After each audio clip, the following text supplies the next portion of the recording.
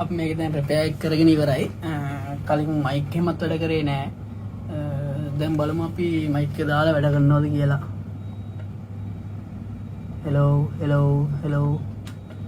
දැන් මයික් එකත් වැඩ කරනවා. බලමු ස්ටොප් කළා. හෙලෝ. ඉතින් ඔයාලටත් මේ වගේ Google Pixel වල ප්‍රශ්න තියෙනවා නම් ඒ වගේම iPhone වල ඕනම රිපෙයාර් එකක් අපි කරනවා. ඉතින් ඔයාලටත් මොනවා හරි රිපෙයාර්ස් තියෙනවා නම් අපිව කන්ටැක්ට් කරගන්න. අපේ shop එකේ තියෙන වලස් මුල්ලේ නම තමයි D-Lock Apple කියලා.